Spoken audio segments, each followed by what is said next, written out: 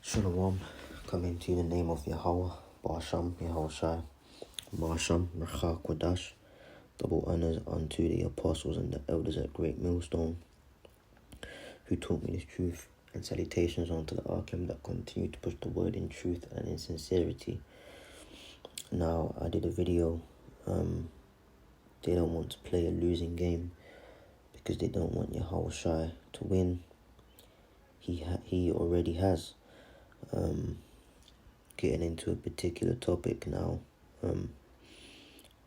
someone by the name of Omar Williams, or the name on the channel, asked a question, and he said, Shalom, please explain Romans 11, chapter 11, verse 26, which states all Israel will be saved, but in Revelation chapter 14 and 11 states smoking of their dead torment ascend up forever, and they have no rest day nor night for them that worship the beast and received his mark. So I responded, Shalom, I will do a lesson on it and post a link on the comment board. So this is the lesson the response to the question I'm currently doing, and Abra Azar, when I finish, I'll post it in this comment board. So if he doesn't see it, he'll get a notification on this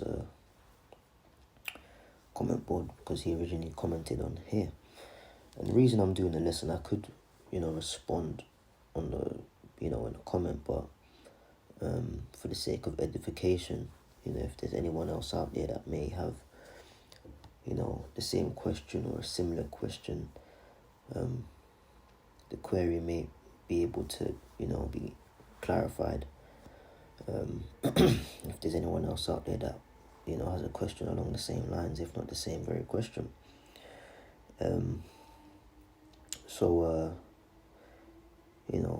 Seems sincere. So without further ado, we'll go and read these scriptures and then we'll get into it. So we'll start with Romans 11. Romans 11. Now, a good thing which we were continually taught by our apostles and elders on down is that when you read a scripture or a particular verse, it's good. You can never, you can go straight to the verse, the point, but you'll never, be doing yourself a disservice if you read up a bit. Okay? So, I'll start from verse 24. And it says Romans 11, verse 24, and the point being in 26, and it says, for if thou wert cut off, and if thou wert cut out of the olive tree, which is wild by nature, and were grafted contrary to nature into a good olive tree, how much more shall these, which be the natural branches, be grafted into their own olive tree? For I would not, brethren, that ye should be ignorant of this mystery, lest ye should be wise in your own conceits. That blindness in part happened to Israel until the fullness of the Gentiles be come in. Speaking about the circumcision and the circumcised and the uncircumcised, the Israelites who knew they were Israelites and those who were in a Gentile hedonistic state of mind, okay, not knowing, but also that they should also come in, okay. And it says in verse 26, here's the point, and so all Israel shall be saved, as it is written, they shall come out of Zion the deliverer, and shall turn away ungodliness from Jacob. For this is my covenant unto them when I shall take away their sins. Okay, so all Israel is going to be saved. Okay, you're going to have the elect and the great multitude, which are delivered, other believing men, believing women, and, the children of these believing men, even some of the children of the elect men, there will be also a great multitude. Okay, now that's the deliverance which will happen when Yahushua returns. Okay, he will beam up, you know, the group I just mentioned, the elect and that great multitude. Okay.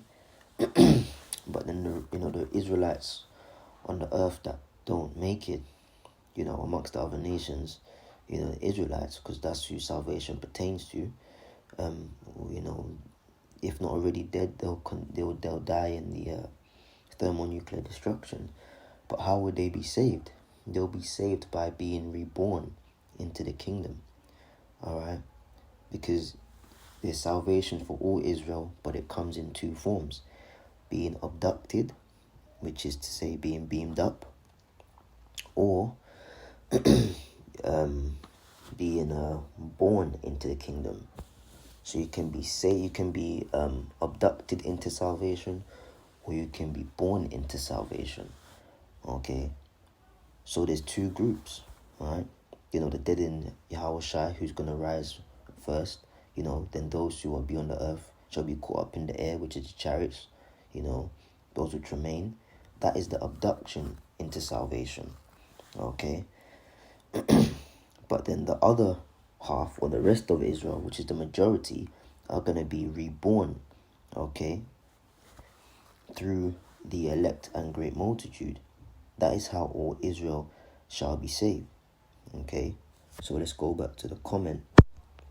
And the brother says, but in Revelation 14 and 11, state smoking of their dead. Bear with me 1 second.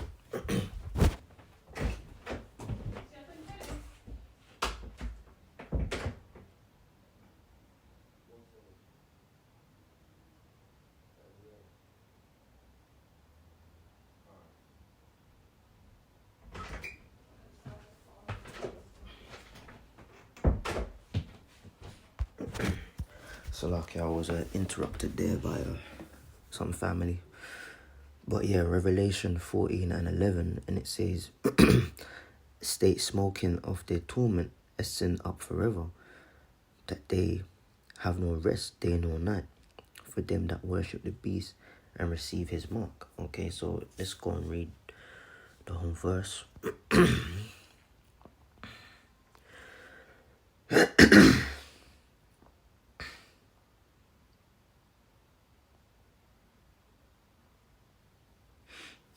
Let's read from verse 9, and it says, and the third angel followed them, saying with a loud voice, if any man worship the beast and his image, and receive his mark in his forehead or in his hand, the same shall drink of the wine of the wrath of the Most High, which is poured out without mixture into the cup of his indignation. And he shall be tormented with fire and brimstone in the presence of the holy angels and in the presence of the Lamb. Okay, that's a combination of the thermonuclear fire from the missiles and also the concentrated fire, which is going to come in the form of laser beams from the chariots. And it says here in verse 11, and the smoke of their torment ascendeth up forever and ever, and they have no rest day nor night, who worship the beast and his image, and whosoever receiveth the mark of his name. Okay. Now, there's times in scripture where it will say something, and the word used, you know, you could perceive it to be, you know, as the statement is or what it says, but especially in heavily prophetic books like Revelation, there's some words and phrases that pertain to something else. Case in point, the beast and his image. We just read that in verse 11. If you take that at face value, you'd probably think it's like some animal and the image of the animal. The beast and his image is the system, okay? The system in place, all right, which aids way to the mark, which is just now coming to pass, okay? So the beast in his image is the infrastructure, the systems, the systematic laws, protocols, Internet of Things, regulations, which put these things in place for the mark, okay? All right, and whosoever receiveth the mark of his name, Right? What is the mark? The mark is the RFID chip. Okay? So let's read that again. Revelation 14 and 11. And the smoke of their torments ascendeth up forever and ever. And they have no rest day nor night, who worship the beast and his image. To worship the beast and his image is to be a part of the system. Okay? The New World Order system, which he's bringing forth. And whosoever receiveth the mark of his name, which is the chip. Alright? So I just used the example of the beast in his image. You know, it's not talking about an actual beast like an animal. It's not talking about a physical picture or photograph. Alright? Likewise, above, a couple of words above where it says, and the smoke of their torment ascendeth up forever and ever. That means a long time. Alright, the destruction of the aftermath of, Babylon the Great, which is the landmass of America. And by the way, Babylon is not the whole world. The world was under the vibration of Babylon, until he's fully exposed. The world has been and is still under the vibration of Babylon, but the whole world is not Babylon. Alright, the land which is specifically Babylon, spiritually, is the landmass of America. Okay, so when it says, and the smoke of their torment ascendeth up forever and ever, it's not saying that, forever and ever, for eternity, the smoke is going to be rising. No, it just means for a very, very, very long time. Because America's going to get nuked so badly, Yahushua's going to come and laser the place so badly, okay, that the aftermath is going to be extremely devastating, which isn't going to get cleared straight away. Okay, the smoke of the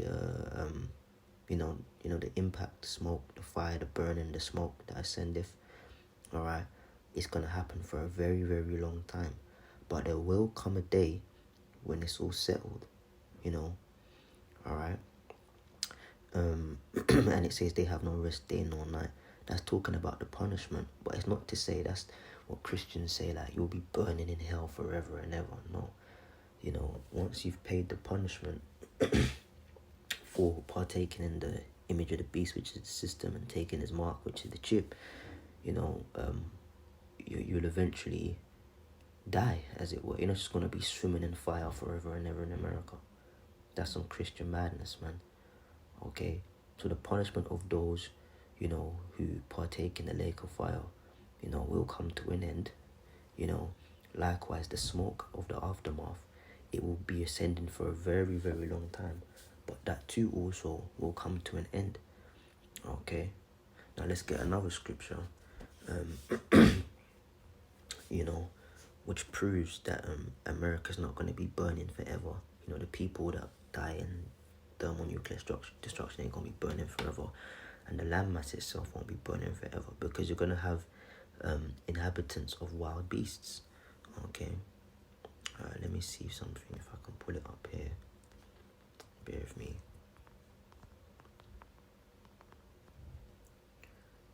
Right.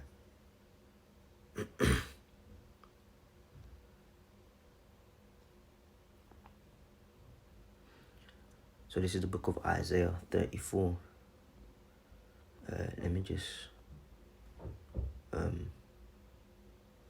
go to verse 10. In fact, let me start from verse 9, because it further elaborates on the point. And the stream thereof shall be turned into pitch, and the dust thereof into brimstone, and the land thereof shall become burning pitch. This is speaking of the landmass of America. It shall not be quenched night nor day. The smoke thereof shall go up forever, from generation to generation. Alright, which is to say, once again, just because it says forever, it doesn't mean for eternity the smoke is going to be going up. There will come a day, when it will stop. It just means for a very long time. The aftermath of destruction, which will take place in America, will continue for a long time. But there will come a time when it is finished, and the land is just desolate, just a dust desert with no life or anything coming from the land. Alright? And it says from generation to generation it shall lie waste, meaning that America's not going to bring forth, the land is going to be barren, as it were. It's just going to be desert, man. None shall pass through it forever and ever. You're not even going to have habitations, people aren't going to go through there, because that's another misconception. The whole world is going to get destroyed. No, countries will get nuked. A couple countries are going to get hit. Predominantly, America's going to get the worst blow. But the whole world ain't going to be on fire. Again, that's more Christian madness, man. The scriptures don't speak about that. It speaks about Babylon. And it says, but the cormorant and the bittern shall possess it. The owl also and the raven shall dwell in it. He shall stretch out upon it the line of confusion and the stones of emptiness. Yeah, because America's going to be brought down. You're not going to be able to tell this was this state, this was that city, leading on to this state or leading on to that city. It's just going to be one big landmass of emptiness, man. Okay. And it says, and they shall call their nobles thereof the kingdom, but none shall be there, and all their princes shall be nothing. Okay, and thorns shall come up in her palaces, nettles and brambles. So all these doleful plants, the fortresses thereof, and it shall be the inhabitants of dragons and of court owls. The wild beasts of the desert shall also meet with the wild beasts of the island, kind of lizards and snakes and things like that. And the satyr shall cry to his fellow, and the screech owl also shall rest there and find for herself a place of rest. So how can you have animals, albeit doleful animals, but how can you have animals dwelling in a place that's going to be burning and on smoke forever? Eventually, the scripture says forever because it is trying to emphasize, not trying to, so okay, it is emphasizing that the aftermath, will be evident for a very long time. But the day will come, where there's no more fire there. It's just stones and emptiness, as we read above. The day will come where the smoke stops ascending. And who's going to inhabit it? All these types of creatures, man. Okay? So that's what that is, man. Let's get another preset mode. I will allow me more on Israel's salvation. Isaiah 45 and 17, and it says, but Israel shall be saved in the Lord Yahweh B'Hashem Yahushai with an everlasting salvation.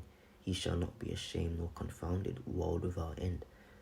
So once again, where the scripture says they shall be burning in a torment forever, as we read, it speaks about until the fulfilled time, of their punishment, but they're not going to be burning forever,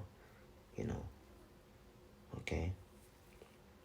As I said, all Israel has to be saved. It's either you're abducted into slavery, or you're slavery into salvation, or you're born into salvation. We want to be abducted into salvation. We don't want to have to die on this side, the punishment, the cup of the wrath of the Lord, then get born into the kingdom whilst it's all set up. No, we want to be abducted. But essentially, all Israel shall be saved. So therein lies the contradiction. You can't be punished forever, but be saved. So, Israelites that are punished and don't make it, will serve their due punishment, but there will be an end to it. America will get nuked, and totally, utterly desolated, but there will be an end to it. The forever, which the scriptures is speaking about, is just emphasizing that it will take a long time, but there will be an end to the fire and smoke ascending in Babylon, and there will be an end to the punishment. Okay. So yeah, all Israel shall be saved. There's a few more scriptures we could go to, pretty much saying the same thing. But I hope that has answered the question. Shalom.